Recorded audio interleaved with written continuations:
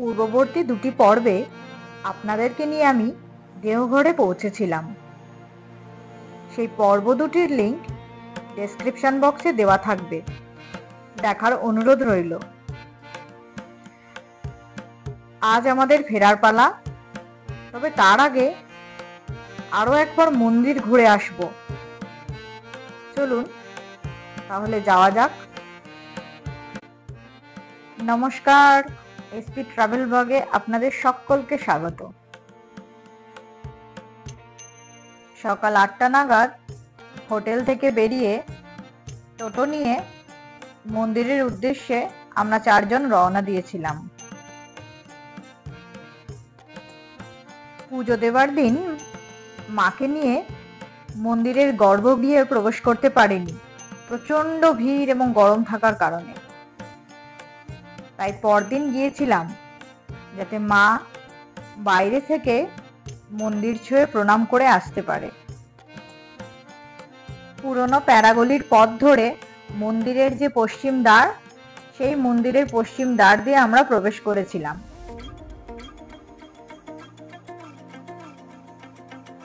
প্যারাগলির দুই ধারে প্যারার দোকান এবং সবাই হাতে ঘুরিয়ে ঘুরিয়ে প্যারা বানাচ্ছিল।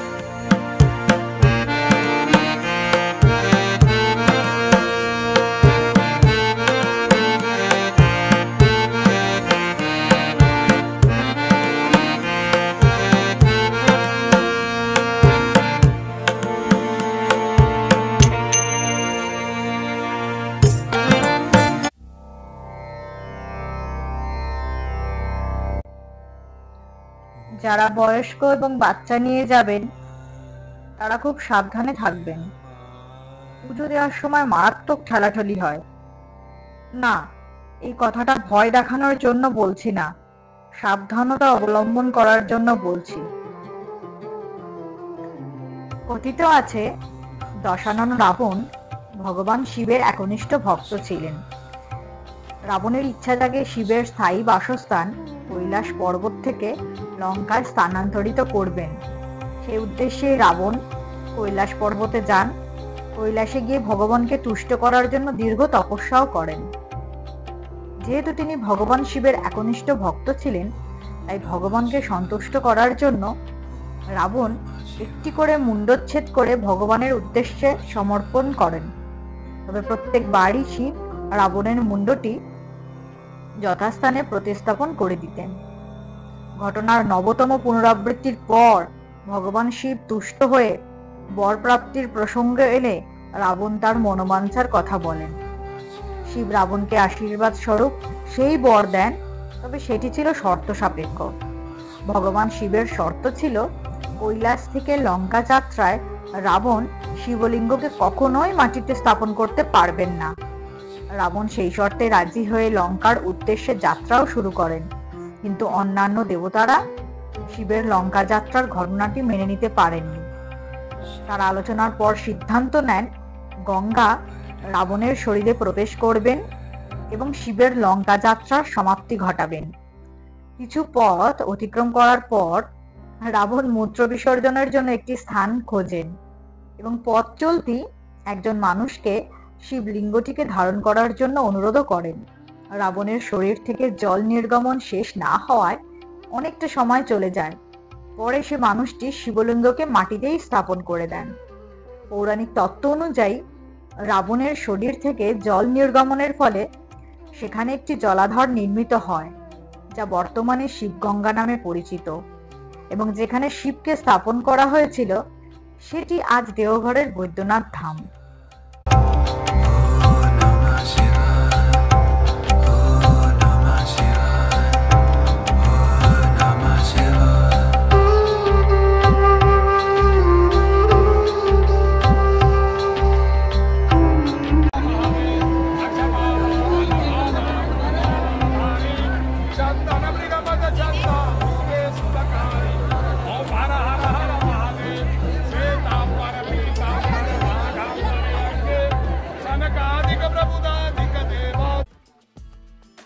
দেওঘরে এসেছি আর প্যারা খাবো না তাই বললে কি হয়?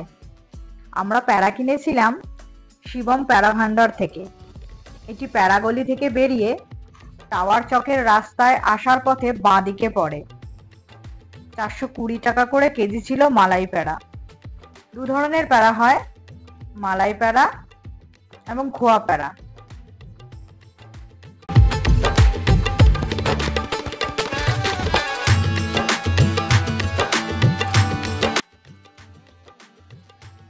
মন্দির থেকে বেরিয়ে ফেরার পথে টুকটাক কেনাকাটিও চলেছিল।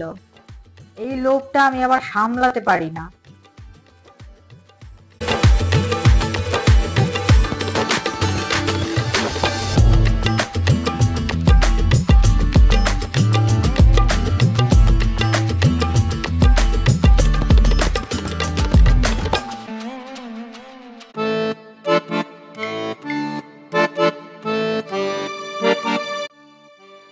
দুপুর 12টা নাগাদ আমরা বাড়ি ফেরার উদ্দেশ্যে রওনা দিয়েছিলাম।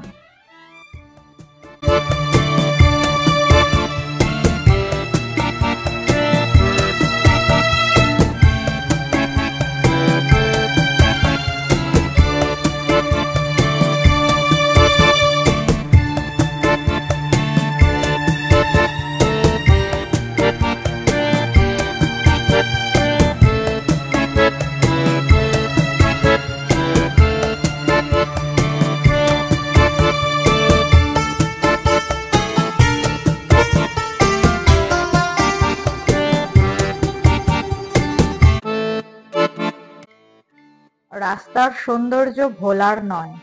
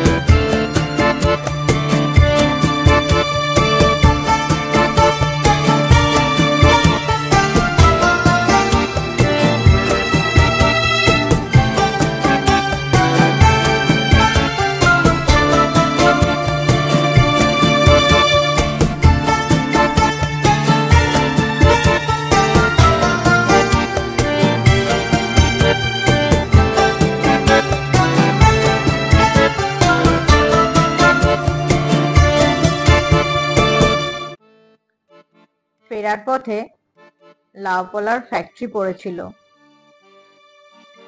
সেখানে গিয়ে জানতে পারলাম 4 মাস ধরে ফ্যাক্টরি বন্ধ। অগত্যা এখানে আমি আমার লোকটা সামলে নিয়েছিলাম।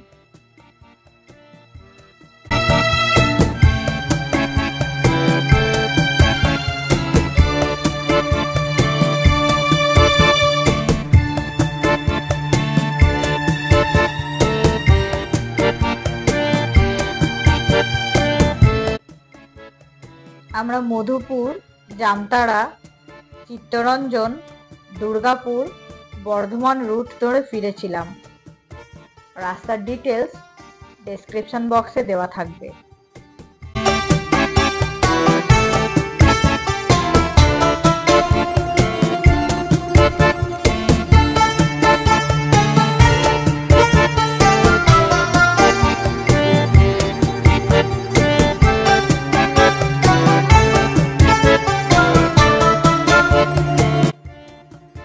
জনমানব শূন্য পথ ধরে ফেরার পথে মন খারাপ তো হচ্ছিলই, কিন্তু রাস্তাগুলো বেশ উপভোগ্য ছিল।